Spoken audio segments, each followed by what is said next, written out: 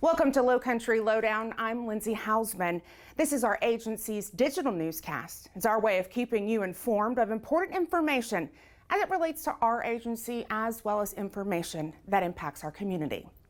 Investigators are looking for 32-year-old Sharkey Mitchell. They say at about 9:30 on the night of April 19th, Mitchell threatened family members with a gun. For this incident, he's wanted on the following arrest warrants: domestic violence of a high and aggravated nature, possession of a weapon during the commission of a violent crime, as well as possession of a firearm by a person convicted of a violent felony. Mitchell has additional outstanding warrants for his arrest related to other cases. He is considered to be armed and dangerous. If you have information as to where Mitchell is, please call our non-emergency dispatch line, 843-524-2777, or reach out to Sergeant John Adams at 843-255-3415. On Ladies Island, deputies were called to Yeoman's Drive at about 4 in the morning on the 24th for a report of shots fired. Once there, they found several homes riddled by gunfire. One victim was found with a gunshot wound, taken to Beaufort Memorial and later transported to MUSC. She's listed in stable condition. Of course, we're asking anyone with information to give us a call, 843-524-2777. 21-year-old Raul DePorto remains in custody in connection to the April 13th Paradise Lane shooting in Grays Hill. That's where investigators say the victim, a 21-year-old man, was working in his yard when DePorto went up to him and shot him in the abdomen. The victim was taken to Beaufort Memorial, later transported to MUSC. DePorto was arrested on the 20th for attempted murder and possession of a weapon during the commission of a violent crime. Now, at the time of his arrest, DePorto was out on bond, previously charged with aggravated breach of peace, attempted murder, and other firearms charges that stemmed from August of last year. A carjacking in Bluffton ends in a rollover collision in Bryan County, Georgia. About 11 p.m. on the 22nd, deputies responded to the End Market gas station on Fording Island Road after a man said his car was stolen at gunpoint. The man provided deputies with a description of the suspect. Several hours later, shortly before 3 in the morning, deputies learned the stolen car was involved in a rollover collision on Belfast Keller Road in southern Bryan County. The driver was identified by Georgia law enforcement and taken to an area hospital for treatment. This case remains under investigation. Do you recognize the men pictured? They're wanted in connection to a shoplifting case. Deputies say 3 men went into a store at the Tanger Outlets in Bluffton. That was on April 21st and left without paying for several $1,000s worth of items. If you recognize them, give us a call, 843-524-2777. We have a scam alert to share, this one targeting teens. A local teenager was befriended on Instagram. Now, while chatting with the individual, the teen was sent screenshots of 2 checks for $500 each and told to deposit them into their bank account. The teen did so using mobile deposit. Thinking they had $1,000 in their account, the teen then spent that money. It wasn't until their parents received a notice the account was overdrawn. Did anyone realize it was fake? Parents, please talk to your children about navigating social media apps safely. Scams like this one happen when people create fake accounts or hack into existing ones. It's all to gain access to personal information. As always, if you feel like you've been a victim of a scam, you can report it by calling our non-emergency dispatch line, 843-524-2777. Sheriff P.J. Tanner was joined by area police chiefs earlier today to announce a joint effort to better serve the residents and visitors of Beaufort County. The announcement includes several memorandums of understanding, also known as MOUs, as it relates to our special teams. Now officers of area police departments will be eligible to participate on the Sheriff's Office SWAT team, Marine Patrol, Patrol Canine and Bloodhound Tracking Team, as well as other special teams. We also have a huge interest by those that are applying at different agencies, not only in the county but throughout South Carolina.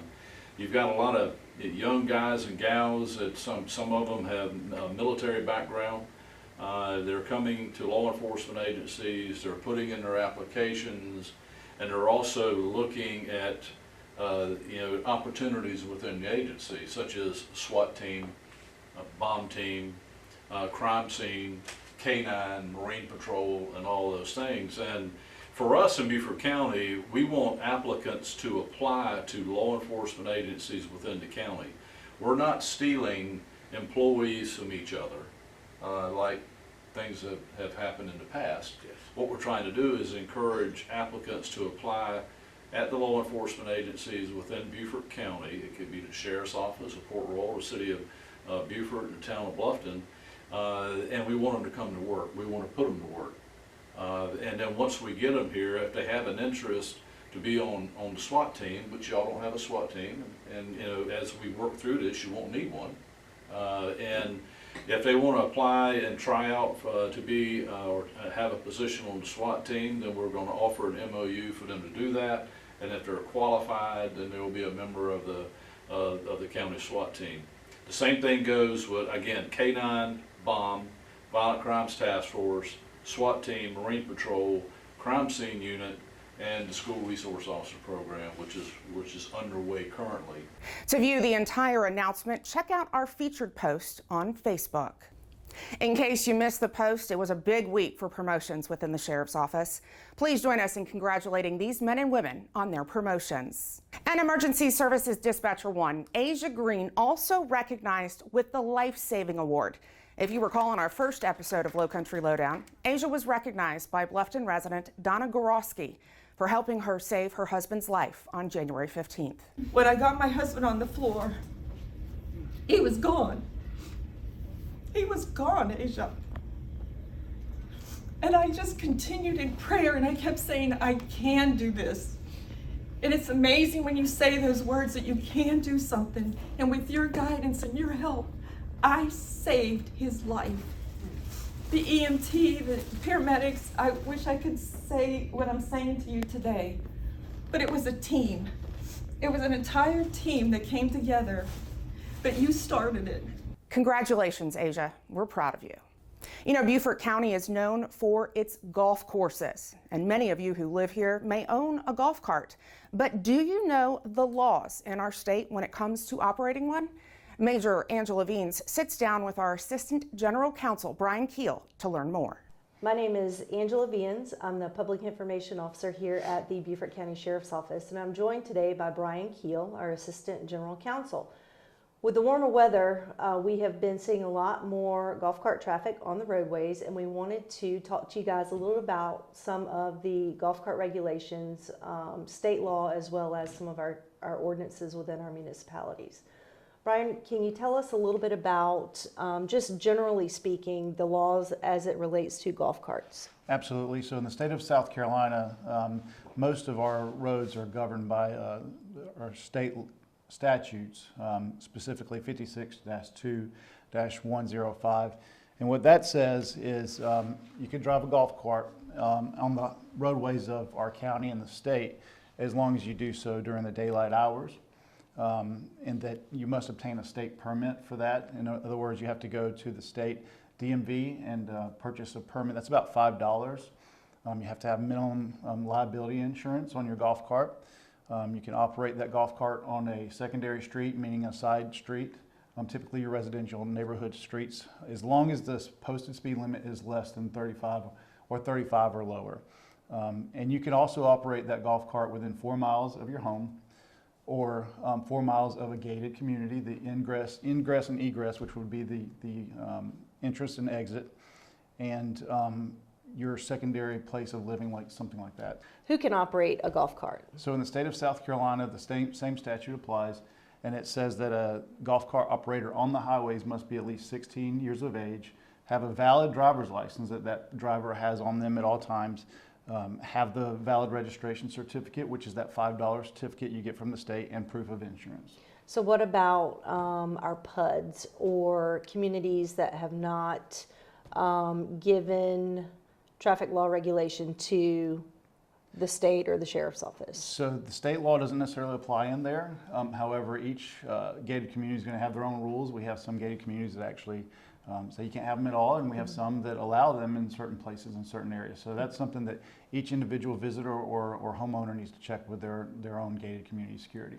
Okay, so what about crossing highways? I know we see a lot of golf cart traffic crossing US 278, say in Rose Hill, for instance, because their community is on either side of the roadway. Right. So the same statute allows a golf cart operator to cross that major highway. In other words, they're on a side street that is 35 miles an hour or less.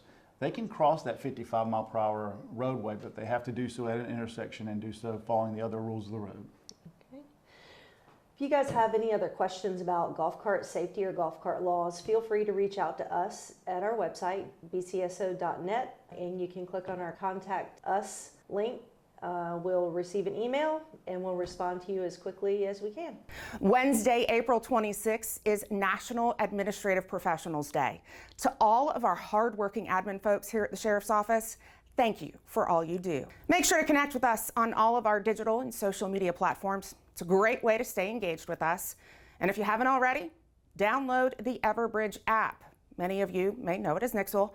This app allows you to subscribe to agencies in your area and receive alerts that may impact you. Have any questions about our digital or social media platforms? Feel free to reach out. You can email me. That's lindsay.hausman@bcgov.net. Hope you found this episode of Lowcountry Lowdown beneficial and informative. We'll see you next week. Stay safe.